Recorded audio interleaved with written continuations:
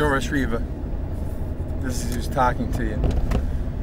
Auntie Doris, I think that the fact that your awful punk bitch husband handcuffed me to a tree for 4.5 hours when I was 8 years old and continually attacked me, you know, in not physical but, you know, words, emotional ways my entire life. The fact that he lent my mother $20,000 to fund my potential $1 million fucking, I mean, put it like this, bitch. If Fred was so smart, what he should have done is given another $20,000 to Notre Dame, since the first $20,000 got Notre Dame's attorneys to call Chet Zawalek and tell Chet, you know what, that they've told Notre Dame to settle $20,000. You realize that they didn't want this going in front of a jury. I had the entire floor of freshmen were going to testify for me. They knew it was bullshit. They knew it was a lie. The fact that their story predicated my stereo playing so loud their cries for help couldn't be heard. The fact that the priest's testimony said it was silent and the door was locked. I was fucked either way, you know. I mean, I'm back on probation for something that I didn't do. But what I was going to do is use Notre Dame to box. I said, fuck football. When I came back in 201, and the level of respect, bitch, that I had back then, every heavyweight said that they were fucking folding out of the tournament because I was fighting in it. You know what? And your husband attacking me on, I mean, literally, I couldn't even fucking use a skill saw correctly. And then idiot asshole shows me how to do it, and I swear to God, draws blood, almost cuts his thumb off, has to go to the hospital and get stitches. Yeah, that's a real, I would have followed him into anything that he did.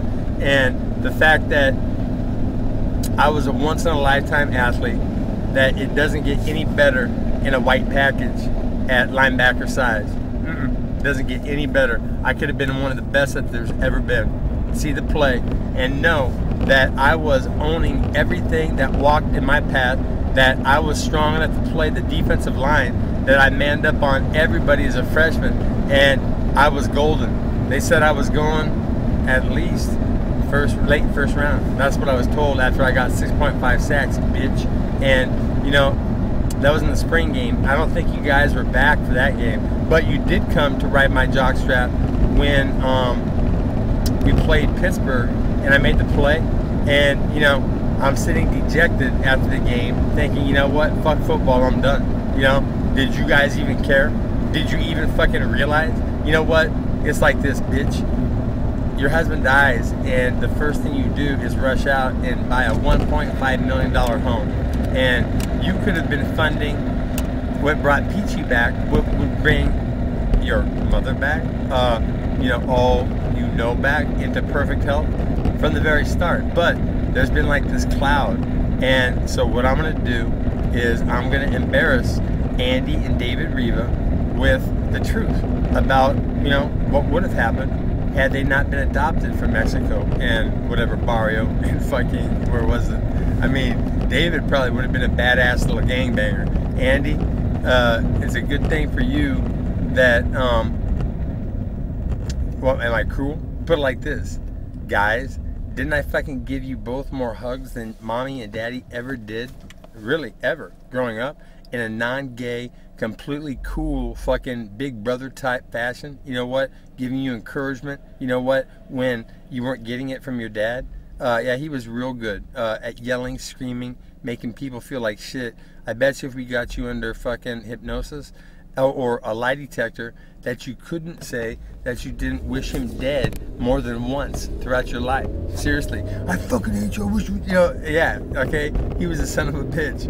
And all those fucking nice toys, put it like this, if things go as they're going right now, what's gonna happen is I'm eventually gonna be really rich. And my boys have already agreed to this, okay? One of them has, to buying up all the property that lines the street up to, you know, your fucking little mansion and filling it with people that really you guys probably can't stand.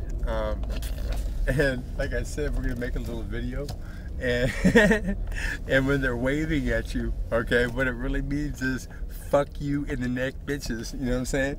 just like that. It's gonna fucking not only depress the value of your house, okay? What it's gonna do is make all your fucking neighbors hate your guts, because it's gonna do the same thing to them. And you know, all you guys had to do was back Dan Quinn once, but you never did. But you rode my fucking jockstrap down there, didn't you? Oh yeah. Isn't it true, Andy, that basically without me as your cousin, you would have been fucking nobody at San Diego? Isn't that true? Really? That you came up because, like, when you were out at parties and shit, and Mark Brandon was fucking top dog, you know what? Everybody wanted to fucking clam around him. That was maybe one of the reasons. I tell you what, man, that's a whole different story. You know, with my brain funding that. I mean, you know, directing. What, you know, I mean, making sure that no one fucked up and shit. Could have been a different story, but you got in, boom, because you were Danny Quinn's cousin. Isn't that right? So you know what? The fact that I'm basically, what am I down in San Diego? You know what? They told a lot of stories about me, and it's like this. I was insecure as fuck. I was angry as fuck. I was taking shit I was getting beat up basically on everywhere, you know, physically, until, you know, the slaps in the face didn't fucking faze me, you know. And so, you know, now I'm taking fucking punishment where other people, you know, and it's like, I grew up with that shit. That ain't nothing to me. You know what? And it's like this, Doris. Fred Reva would have been dead in 1991 if I would have given Mark Brannon the AOK. So how much money did he make till then? And what I'm asking for, bitch, is, you know what? Less than even $50,000, okay, to get the Stevia Project fucking famous. What I would do is hire a motorcycle club to have one rider get spun and then ride all across the country, hopefully with like helicopter coverage, just, you know, in case, you know, cops wanted to fuck with them, you know what I'm saying, how they do. And you know, maybe the cops could be informed that this is getting Stevia famous, and it'll make a little bit less business because nobody's gonna get arrested for like white powder offenses and shit. And you know, it's gonna save the planet, and you know, they're a part of it. So you know what, let past fucking hatreds and bygones be that, you know. And yeah, so it's like this, Doris. The fact that Fred Reva was the wicked fucking evil stepmother figure to, I mean, you know, I'm like Cinderella. No shit, it's Fred. And I am fully prepared, and you should ask Karen Alberto, okay? I met her on Adult Friend Finder about like 5 or 6 years ago. Yeah, even before I got arrested, you know, coming back from Notre Dame. And she actually came up and visited me and shit, right? And she knows the violin works, and I told her that I was Maitreya, and she actually believes me. And she went down to San Francisco to tell Benjamin Krem about the violin, and that she believed me and shit. And then I saw him, and I was like, oh my God, you know what? This is really, really, really bad news, because that guy is fucking off his rocker, talking about seeing Maitreya switching bodies and stuff from, I mean, wow, you know what? It's like this. Maitreya is me, you know, but it's more like a concept, because even if I'm not here, freedom, equality for all, and you know, the end of money. You know, I mean, how do you do that? You know, how do you do that? We're gonna have to figure it out. But I can tell you this: I can make a liquid, Doris Reva, that would make your fat ass fucking actually lean. Okay, and since you were molested as a child, let's see. And that's probably why fucking when Fred was, you know, the stories that my mom fucking told me, I swear to God, are gonna make people fucking laugh their asses off. You know, Fred fucking doing his thing, and you looking at your fucking watch, and then you go, you know, and I wonder if he ever used Viagra. You know, I wonder if fucking you knew that he was like, you know, what would I know about women? Fucking, what do you mean, Fred? How many women do you know about? Really? You know, can you tell me from your vast experience? How many hookers did you have to buy? Because people, I mean, like women, Doris, were throwing themselves at Fred's feet for what reason? You know, it's a funny thing, bitch. But to me, that's basically what you were. You didn't defend me one time from your husband. I mean, even when he came out from taking a shit, for Christ's sakes, and he's like, "Oh, Daddy, what are you doing here? You know, I thought I just flushed you down the toilet." I mean, over and over and over again. And it's like, you know what? Seriously, Genetics.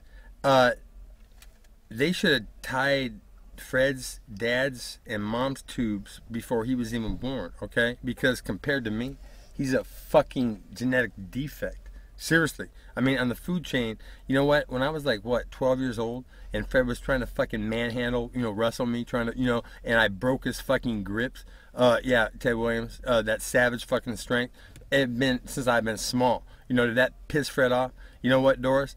I'll tell you what. I'm going to stew Fred Reva in his grave, but it's really going to affect you and the kids, okay? Sorry, but you know what? Paybacks are a bitch.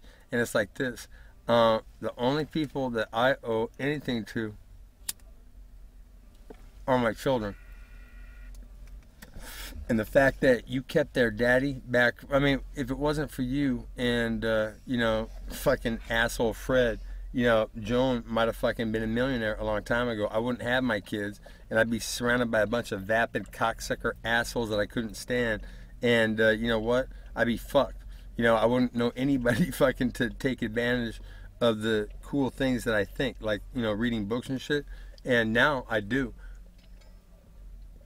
And so coming soon are going to be females, Doris, talking about luring asshole guys into meets, at Starbucks, catch it on tape, and get these guys sprouting pussy lips on videotape and shit. It'll be really fun. And then we're going to do a little thing that's designed to get a pilot, and it's going to be, women, their identities concealed, because what's going to happen is they're going to be targeting child molesters and rapists, guys that we want gone forever, okay, into Pulp Fiction type scenarios, and that'll be caught on film. And you know what? We get a movie out there, and that's going to basically be the coverall for copycats, I think. Yeah. So you know what? I can actually see a future when, the location of Dan Quinn at a certain place and time when a certain video took place and shit, you know what, is like under question. You know what? Because I'll tell you what, even though I was wrongfully accused of that shit, doesn't make me fucking even more angry to the guys that actually do it, and the women that lie about it, Patty Noble and Patsy McGowan, and how hard would it be to find them people out there? Patty Noble and Patsy McGowan, they went to the university, St. Mary's College is what it was, the fucking marriage preparatory school for Notre Dame, because the fat girls over there, and some of them were fine as fuck, but they just couldn't get in. But who gives a fuck, because they were there to like marry and then breed. Isn't that what it is? Catholicism. And yeah, so I'm gonna make St. Mary's look like a really, really good place to go, because I had such a good experience with all the bitches that I encountered there. And you know what? Even if I'm gone, my kids are gonna fucking further the cause and do exactly what I wanted to. And I can guarantee you this: it probably won't be my oldest son that is getting vicious. My youngest son that wants to play football, and I think wants to take what I did to another level. Oh my God, I can't wait to see it. I wonder if his coaches have any idea who the fuck his daddy was, Teddy Bruschi. You know what I'm saying? And it's like this, man. Put yourself in my shoes and let play, and where would you have been? Okay? And look where you are now. Peace out.